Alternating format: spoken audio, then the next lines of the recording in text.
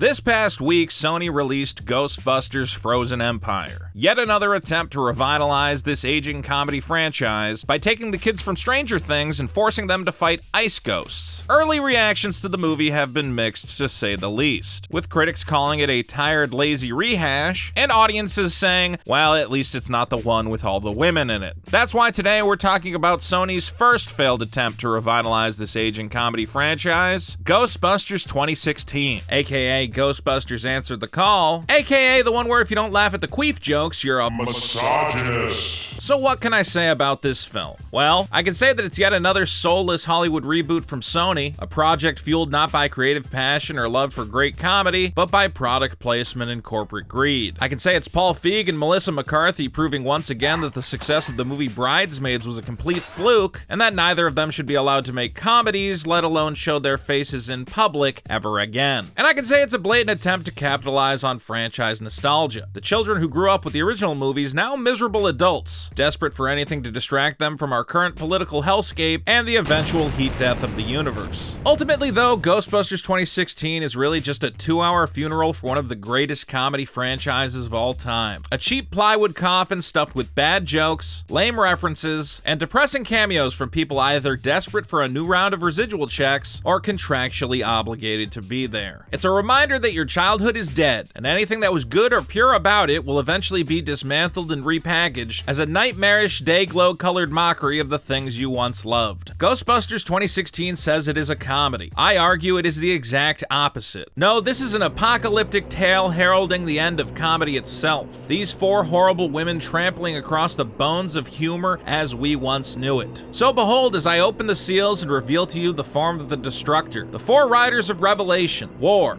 conquest, famine, and death. Watch as they dance atop the corpse of this once beloved franchise, singing their hymns of destruction and complaining about how many wontons are in their delivery of soup. I got 1 wonton. 1 wonton. This is how the world ends. Not with a bang, but with Ghostbusters 2016 Answer the Call. And now, a word from our sponsor. Now, if you're like me, you've probably found yourself getting a bit tired of all these superhero movies. Sure, we occasionally get something good like Spider-Man, but we also get crap like Wonder Woman 1984, The Eternals, or Ant-Man and the Wasp: Quantumania. Point is, maybe you're getting tired of watching these checkbox diversity characters putting on silly costumes and fighting CGI aliens. Maybe you found yourself watching the latest round of Cape shit and thought, man, I wish some guy with a big gun would just show up and shoot all these motherfuckers in the head. Well, buddy, have I got the comic book for you. Super Killer is a man with a mission, and that mission is to shoot superheroes in the fucking head. Immortal alien gods? Bam, headshot. Adorable magical girls? Bam, headshot. Batman, you want him to kill Batman? No, we can't use Batman. DC Comics owns Batman. But here's a guy who looks kinda like Batman. Bang! Right in the fucking head. Super Killer is a hilarious dark comedy written by one of the greatest comedic talents of the 21st century. Me. I wrote it. It also features incredible artwork by Keter LeBeau, the most beautiful man in Mexico. Point is, this is going to be the greatest comic book ever written, but we can't make it without your help. So if you're a fan of badass hyperviolence, outrageous comedy, and big titty anime women, please check out our crowdfunding campaign over on Indiegogo. We've already raised over $80,000, but time is running out. This is your last chance to get in on the campaign and score yourself a first edition copy of this blood-soaked comic book masterpiece. Super Killer Volume 1, now available for a limited time on Indiegogo. Check the link in the description and get in while you still can. And now, back to shitting on Ghostbusters. Chapter 1, Don't Remake Perfection.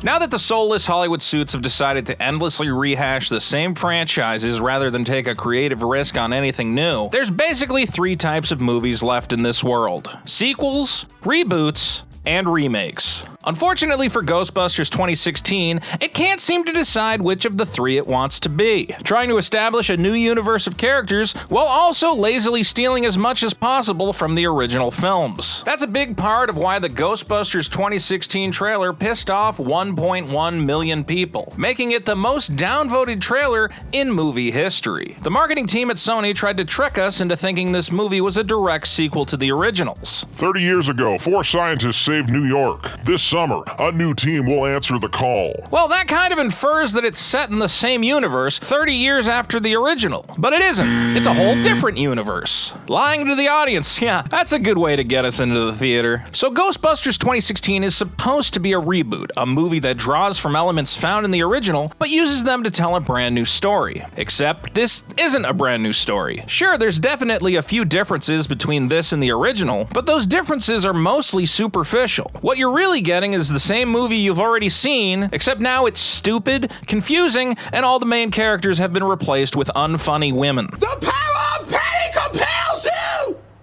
Ow! Now, the movie's writers are Paul Feig, a man who I will generously describe as a medium talent, and Katie Dipstick, whatever, a lady who wrote 7 episodes of a terrible sitcom and one of Melissa McCarthy's many dumpster fires. And these two clowns met together under the big top and decided to run some sleight of hand on the audience, distracting us with promises of a fresh original take on the franchise, while in reality just taking the original script and changing some of the words. First scene, interior, spooky haunted library. Nope, cross that out. Interior, spooky haunted house. Look at that, really flipped the script there, Feig. Way to subvert my expectations. Well, how about our 3 goofy white scientists working together with a blue-collar black man? Nope, this time we've got 3 goofy white scientists working together with a blue-collar black woman. Come on, guys, you couldn't have switched it up a little bit and let the black character be a scientist this time? You racists. I mean, really, everything here is just a shittier version of the original. Instead of a firehouse, they get a Chinese restaurant. Instead of a rude to the point receptionist, Ghostbusters, what do you want? they get Chris Hemsworth. And instead of fighting the Stay Puft Marshmallow Man, they fight a giant balloon of the Stay Puft Marshmallow Man. Why? Why did you do this? Oh, Lord, have mercy. This is just wrong. Point is, you can't remake, rewrite, or reboot perfection. By hitting all the same plot beats as the original, you're only inviting comparison to a legendary film that you can't possibly live up to. So why even try? This movie should have been a completely new story from the ground up. For instance, ghost hunting TV shows and YouTube channels have been wildly popular over the past decade and a half.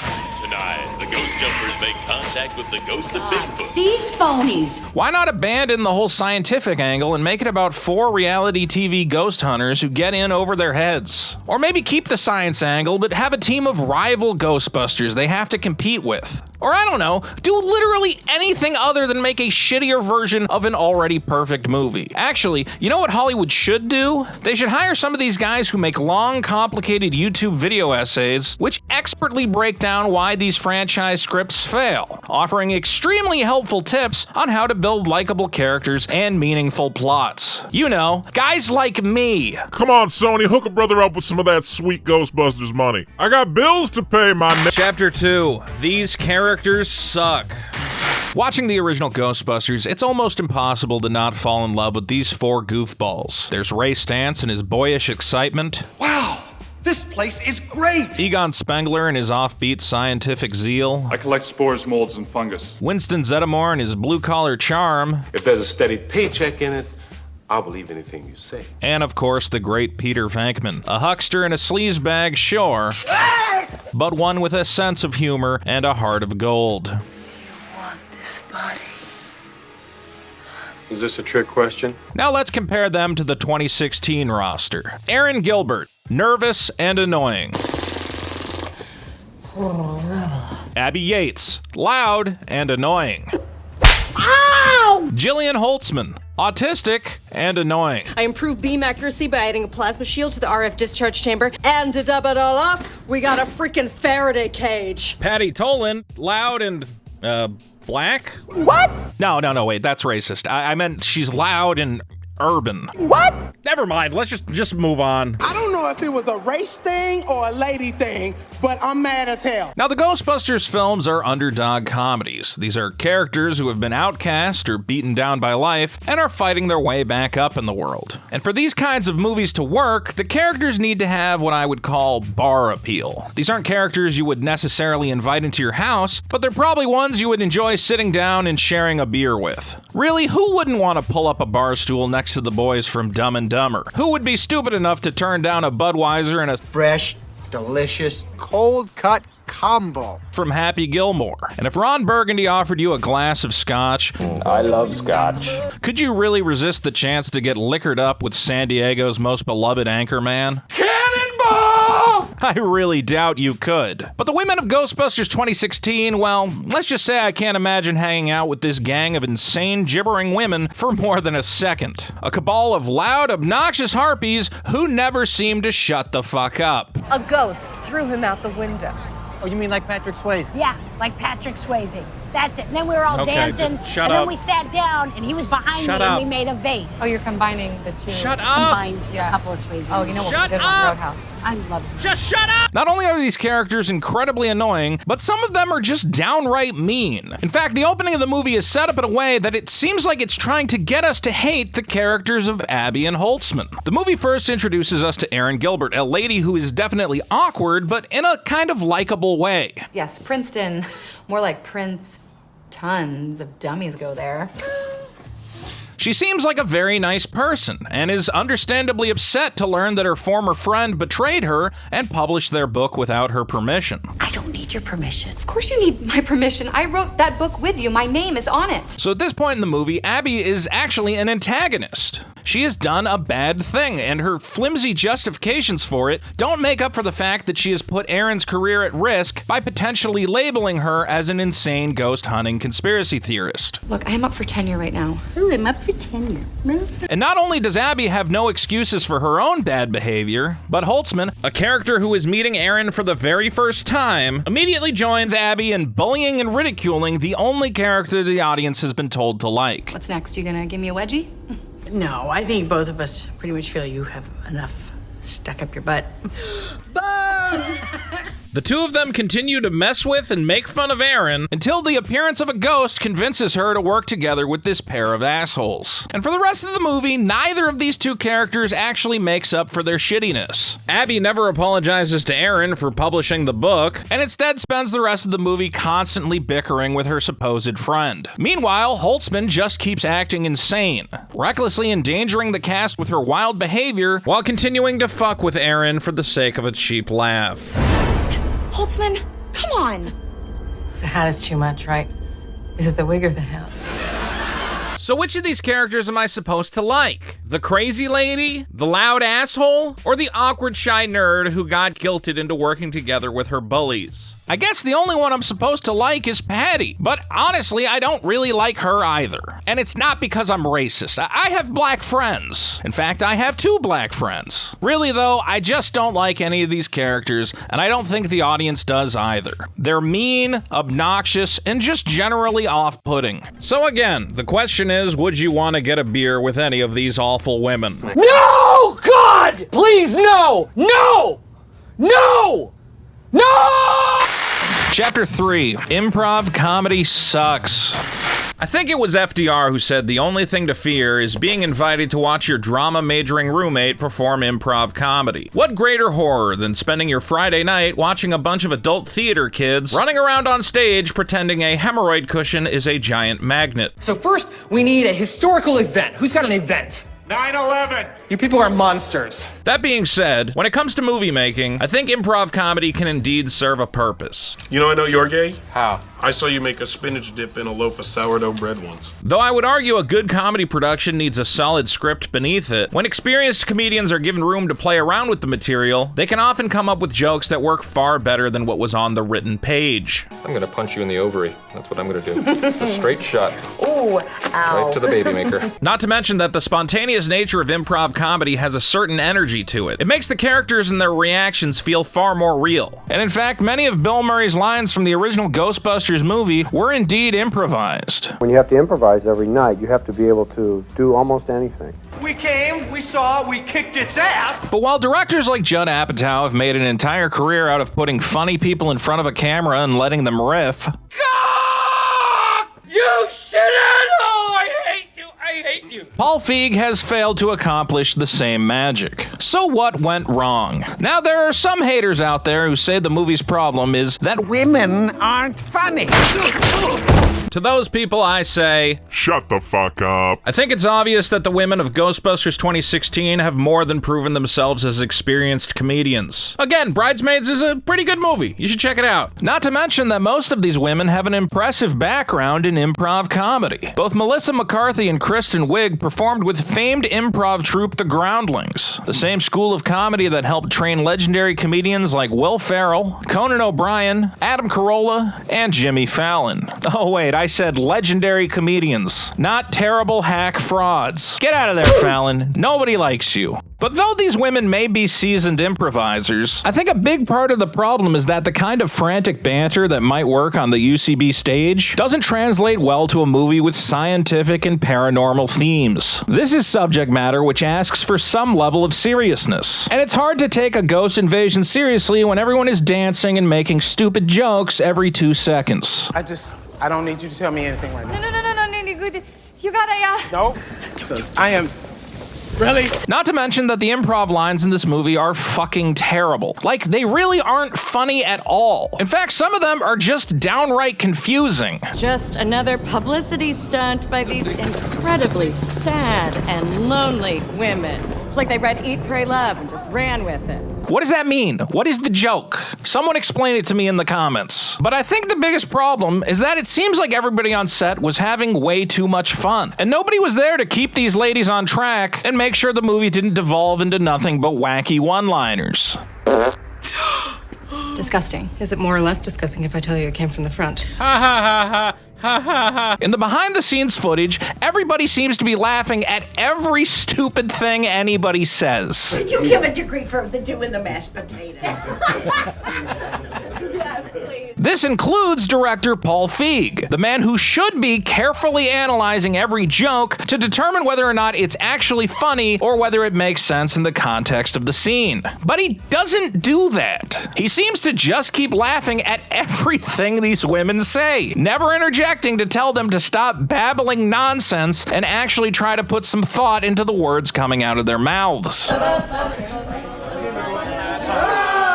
Now, maybe everybody goofing around made for an easier shoot, but it clearly didn't result in good comedy. It looks like this gang of idiots treated this multi-million-dollar movie not as a serious project, but as an opportunity to hang out with their friends. See, when people get together with their buddies, they often loosen up, get a little bit silly, you know? And in that kind of atmosphere, things can seem much funnier than they really are. This one's called the Brown Bomber, because when you smoke it, you get so stoned you shit your pants. I don't want to do that. The energy in the room might cause you to laugh at things that, outside of that context, really aren't that clever or humorous. And that's kind of what seems to have happened here. Nobody took the movie seriously, everybody kept acting goofy and wacky, and while that might have been hilarious for the people on set, that comedy didn't translate to the screen at all. Point is, while me and my buddies might find it hilarious to rent a cabin, get shit drunk, and scream about magic cards for a weekend, we also don't film it and charge people $15 a ticket to watch us act like morons. Nobody wants to see that. The same way nobody wanted to see Ghostbusters 2016. Chapter 4. Stop dancing! Okay, really quick, I've got to ask a question. Why does this movie have so much stupid dancing? Is the dancing supposed to be funny? Because it isn't. It's not funny at all. In fact, I hate to borrow a phrase from the Zoomers, but this shit is cringe AF. And the worst part is that this movie was originally supposed to have even more dancing. I mean, look at all these deleted scenes. It's nothing but constant silly dancing from these stupid women. In fact, Paul Feig thinks dancing is so fucking funny that he apparently spent over $1 million on this terrible synchronized dance sequence. Unfortunately for him, Sony screened an early cut of the movie and found that it was so painfully unfunny and out of place that the entire third act of the movie was essentially ruined.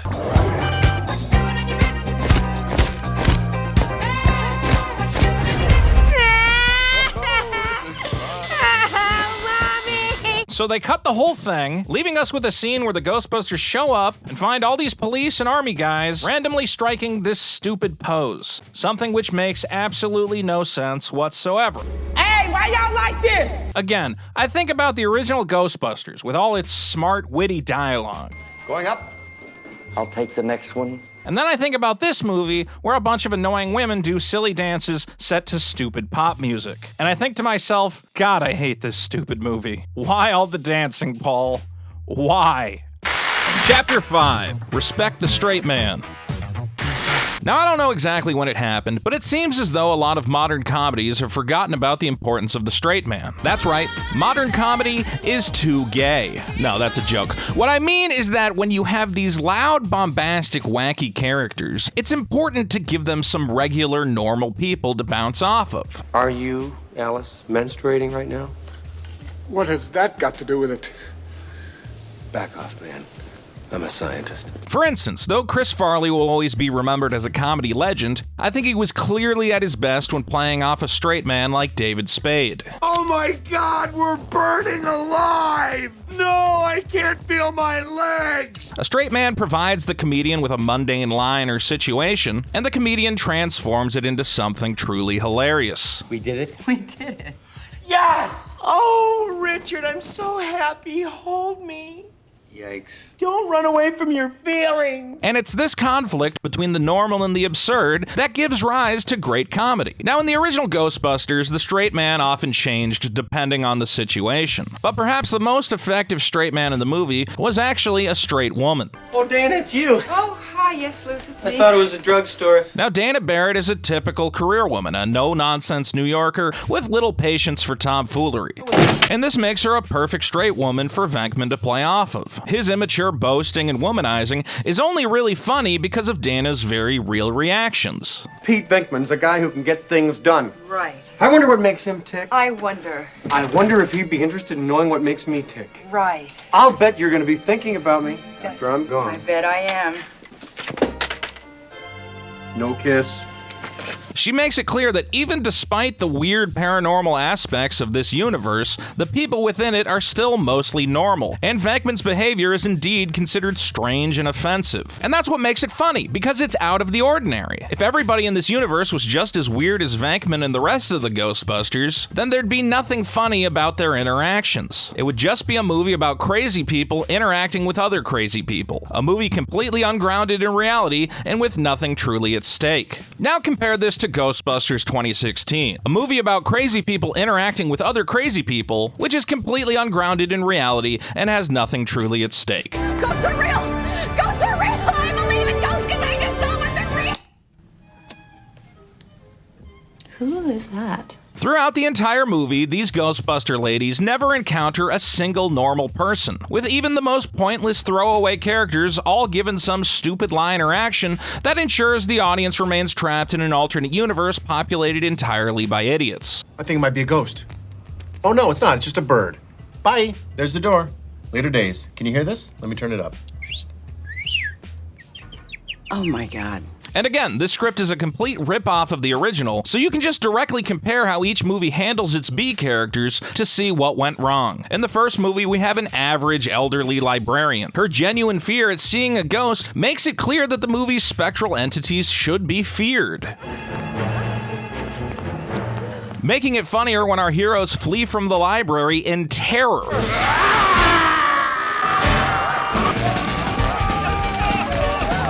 Ghostbusters 2016 instead gives us a haunted mansion tour operator who poops his pants. Garrett here saw it on Tuesday, and I believe it made him soil himself. Jesus. Wow, soiling. I'd put that in a T3. T4 if it was poop. Hilarious. See, what this does is completely diffuse all the tension of the movie's first real-life ghost sighting. The characters are so busy cracking poop jokes that when a demon woman shows up and violently vomits ectoplasm,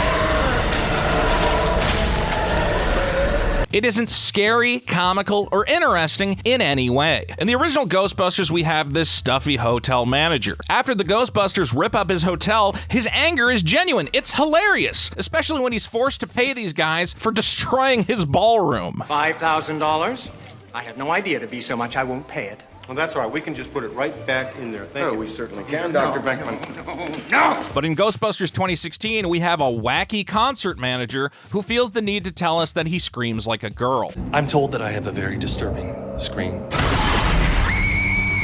Again, instead of just a regular normal guy to play off our cast of weirdos, we just get another character who makes it clear this is a stupid comedy universe where nothing is taken seriously. And then of course we have the famous scene in the mayor's office. Now in the original, it's clear that everyone is taking the ghost situation very seriously. There's cops, city officials, even priests. And perhaps most importantly, we see the EPA inspector Walter Peck, played to perfection by character actor Willem Atherton. A true villain who angrily denounces the Ghostbusters without any hint of wackiness. These men are consummate snowball artists. They use sense and nerve gases to induce hallucinations. People think they're seeing ghosts. And it's because everybody else in the room is so serious that our characters are able to stand out. These dozens of straight men setting Bill Murray up for one of the movie's greatest jokes. Everything was fine with our system until the power grid was shut off by Dickless here. They caused an explosion. Is this true? Yes, it's true. This man has no dick. Now compare this scene to the 2016 version, where the mayor is a cartoonish jerk. What do you know? His assistant is an over-the-top bitch. The human brain, it can only handle so much. And two supposedly top-shelf FBI agents are bickering about putting cats in bags. I feel like the cat is sort of already kind of out of the bag. I think what they're saying is the cat is out of the bag. They want us to put the cat back inside the bag. No, I know that's what they're saying, but I'm saying the cat's already out, so it's hard to put the cat back. The cat has been out of the bag before, and yet... We just want to shove that damn cat back in the bag. Point is, the original Ghostbusters worked because it was set in the real world. These were real New Yorkers who were truly being terrorized by ghosts, and playing that concept completely straight is what made this team of goofy misfit scientists come off as actually unique and funny. But when every single character is cracking wise, your main characters are no longer unique. They're just as loud and stupid as everyone else in the movie, and jokes which maybe could have landed are just lost in this sea of constant stupidity. Ghostbusters 2016 does not respect the straight man. Maybe because it was directed by a Chapter 6. Who you gonna call? In this era of endless remakes, reboots, and utter retardation, movies are no longer delivery vehicles for fresh ideas and unique plots. Instead, most scripts are nothing more than piles of stale references, in-jokes, and callbacks to other, much better films. The goal, of course, is to tickle your nostalgia boner, to assault your brain with references to movies you already like, so that the dumb monkeys in the audience clap with glee when an elderly Billy D. Williams takes off his oxygen mask for a pointless 20-second cameo. Wookiees stand out in the crowd. No fucking way. Now, to be clear, I'm not saying these franchise films can't reference previous installments. This is an intergalactic emergency. Who's in charge here?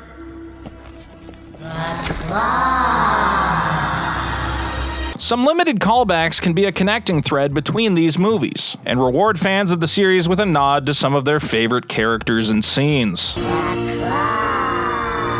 But if you're going to include a callback, it should be short and subtle. For instance, in Terminator 2, Arnold repeats two classic lines from the first film. Come with me if you want to live. I'll be back. See that? Those were clever little callbacks. They weren't forced or gratuitous. They were what you might call subtle. But modern filmmakers seem to have forgotten what subtlety is. And it now seems like they simply create a checklist of iconic lines and scenes, then jam them into the script at random. But perhaps worst of all are this movie's shitty cameos, which come off as joyless and almost depressing. What do you want? Tired, aging actors and actresses all awkwardly jammed into the movie for the mere sake of giving fans a brief nostalgia handjob. And what a dry handjob that is. Does not feel good at all. Ugh. Again, if your cameo character has no meaningful relation to the events of the movie and is just showing up to wink and nod at the audience, you should try to keep their appearance short and sweet. A perfect example would be Stan Lee's cameos in the Marvel movies. Simple bite-sized appearances that give the audience a chuckle before quickly moving along. Hey man,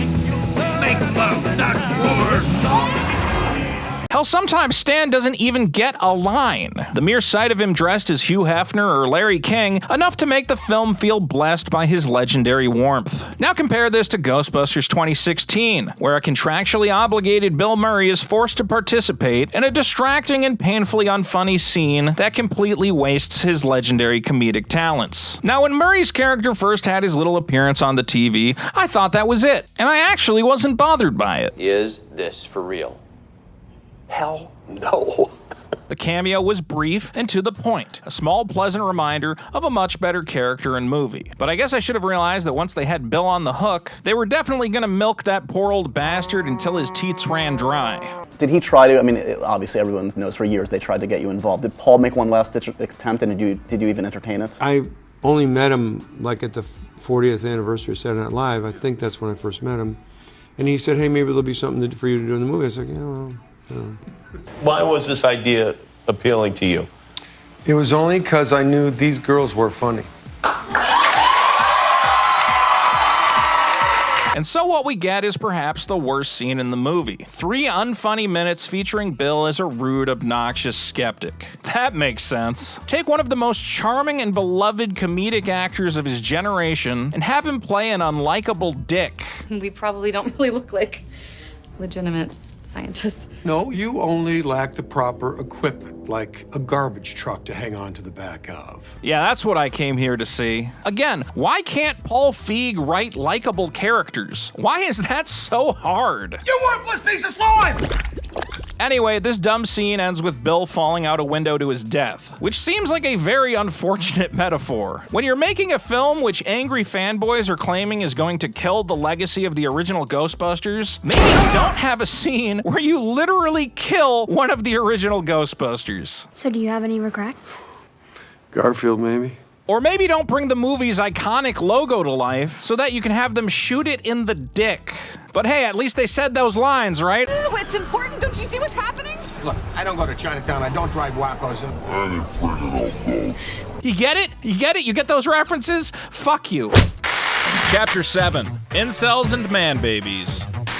Now, I know I keep repeating myself, but I need to say it again. The first Ghostbusters film worked because it took itself seriously. The Ghostbusters were misfits and morons forced to deal with a legitimate otherworldly threat, and an interplanetary demon which threatened to destroy all of New York, if not the world, was both compelling drama and skillful comedy rolled into one. But now, instead of Goes for the Gozerian, we get Rowan, a nerdy loser who wants to destroy New York because people were mean to him. Enjoy your fun, Ghostbusters, for soon you shall bow down before me. How terrifying. You know, I just love when my villains are pathetic dorks. What a perfect way to build tension for the audience, by showing us a dopey man boy who we automatically know is going to get destroyed by this gang of strong female characters. Now, a lot of people have complained about this movie being woke or having forced diversity or whatever, and I honestly don't agree with that. I think Ivan Reitman and the rest of that stupid Ghost Corps studio really just wanted to make another Ghostbusters film, and they thought having it star a group of ladies would be a fun and interesting way to differentiate itself from the original. You know, unfortunately, Harold Ramis passed away.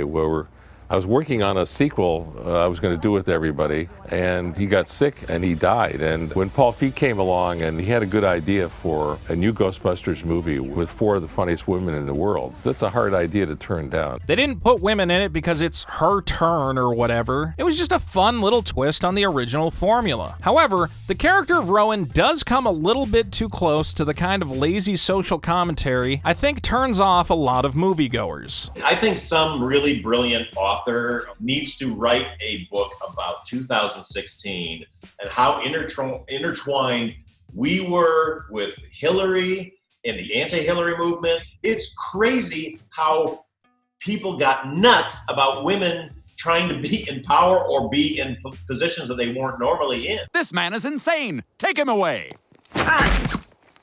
Now, we've already seen what happens when you let the politics surrounding a movie influence the movie itself. That's how we got The Last Jedi, a movie written specifically despite the fanboys and all their wild theories about the saga. You think Rey's special? You think Snoke is an ancient Sith warlord? No, none of that. No, you're all wrong. Fuck you. I'm Rian Johnson. I tricked you all.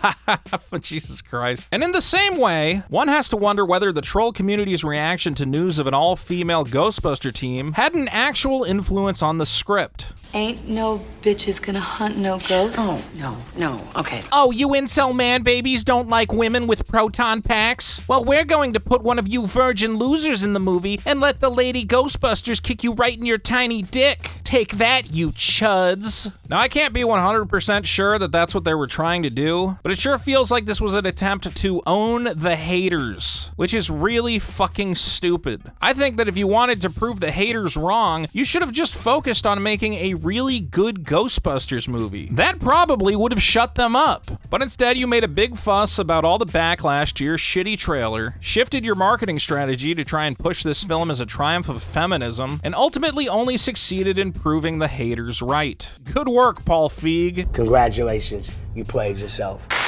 Chapter 8, The Curse of the Cinematic Universe.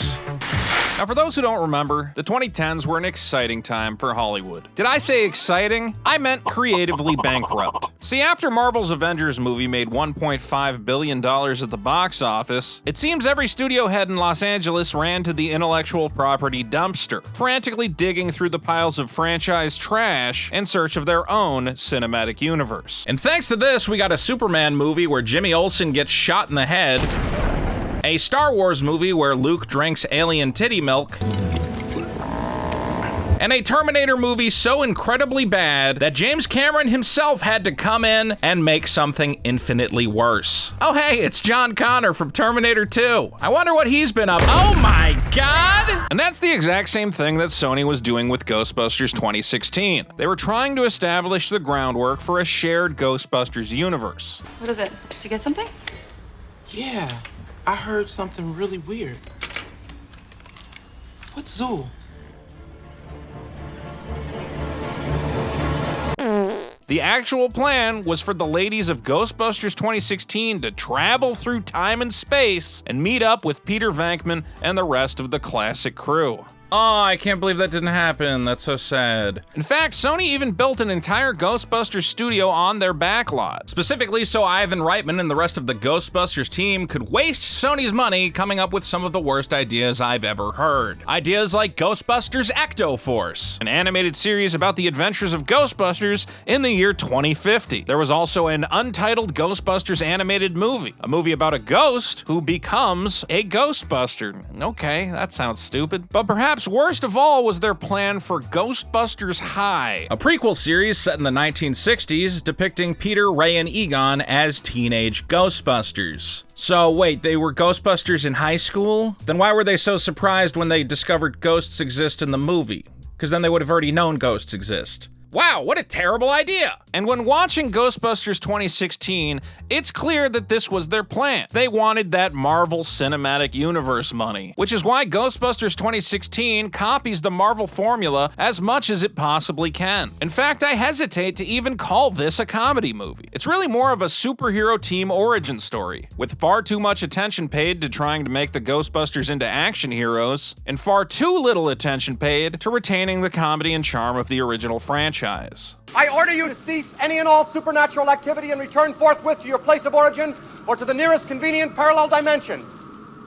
That ought to do it. Thanks very much, Ray. See, in the original movie, ghostbusting is not supposed to be cool. I mean, yes, I know having a nuclear-powered laser gun that captures ghosts sounds pretty badass. But in reality, the Ghostbusters are basically glorified exterminators. They're not supposed to be superheroes. But now we've got a cinematic universe to build, so the Ghostbusters have to be fucking superheroes. We need to pack the movie with gratuitous CGI and lazy slow-motion action sequences. Not to mention, we've got to sell toys, so they can't just have simple proton packs. No, we need an entire arsenal of stupid ghost weapons. We've got ghost grenades, ghost whips, ghost shotguns. They've even got, get this, a ghost wood chipper. Hilarious. Now, while this all makes for a thrilling visual spectacle, none of it is funny. And call me crazy, but I feel like Ghostbusters is supposed to be funny. I came here to watch goofy scientists bust ghosts. Watching 4 chicks fight through an LSD nightmare while an annoying remix of the Ghostbusters theme song blares is not why I bought a ticket. Point is, Sony wanted that cinematic universe money so badly that they tried to transform these 4 dumb women into the Avengers. That was a very bad plan. Maybe not as bad a plan as Ghostbusters High, but still a very bad plan.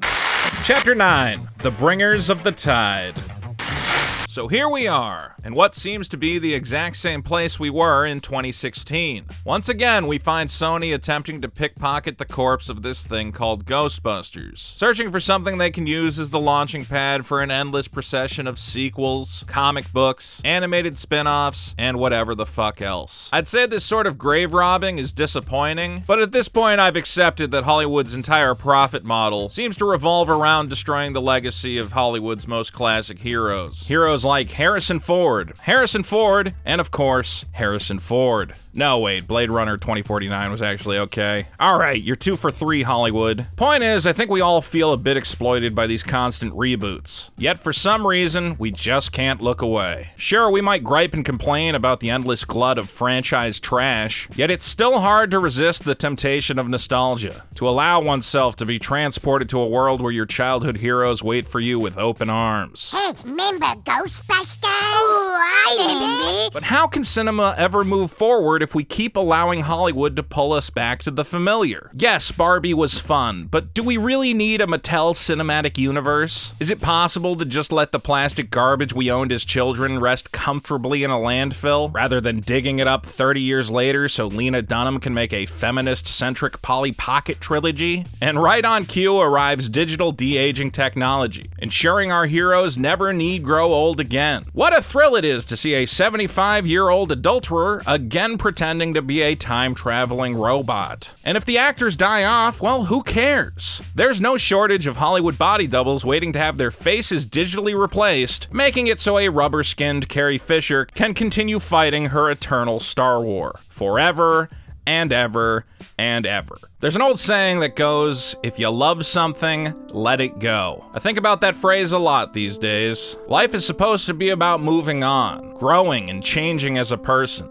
Who you are now is not who you once were, and though we all carry our past with us, we cannot live there, for it is too painful to dwell in the land of the dead. Yet that's what Ghostbusters 2016 is. An awkward dance with a once beautiful corpse. A bright, colorful theme park built atop a cemetery. And though it might be tempting to ride that roller coaster through the glory of days gone past, eventually the track comes to an end, and those who hold on too long are flung into the abyss, never to return. There is no shame in celebrating the past, remembering the things that have brought us joy. But we have become a culture defined by our past, drowning in this sea of endless nostalgia. I know it's foolish to hope for an end to these franchise reboots, but I do hope we can strike a balance, a safe middle ground between the endless greed of Hollywood executives and the genuine passion of talented storytellers. I hope for a world in which studios don't simply treat these franchises like cash-filled piñatas waiting to be cracked open by the drunk uncle at your quinceañera, instead devoting their every resource to finding creative teams that truly understand and care about these characters. Creative teams that work tirelessly to uphold the legacy of what they've been handed, rather than just letting their Hollywood friends dick around on set and collect an easy paycheck.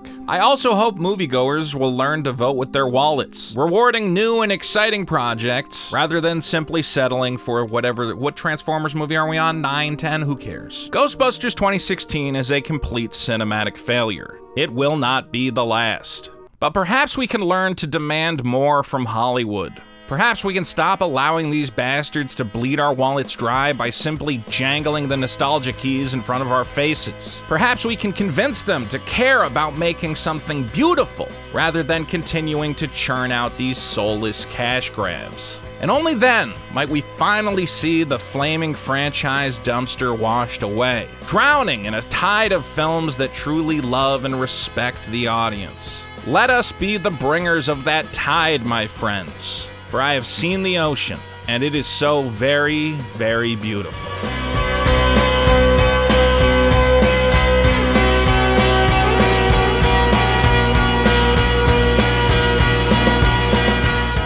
Hey man, I really want to thank you for watching this video. Life's been pretty rough these days, but it's nice to know I can still inject a little bit of humor into people's lives. I like to think that sort of thing still has value. If you had a good time, I'm hoping you'll subscribe to the channel. It really does help me out. And of course, I have to thank my backers over on Patreon, who make it possible for me to pay the talented editors who helped put this video together. Without all of you, videos like this one honestly would not be possible, so thank you. Lastly, I just want to say that I'm a man who believes we are in a state of cultural decline, and the only way to fix that is for independent creators to step up and take charge. That's why I'm hoping you'll check out my upcoming graphic novel, Super Killer, available for pre-order at superkiller.org. I'm desperately grateful to everyone who has helped make that project a reality, and I promise you're gonna love the book we've put together.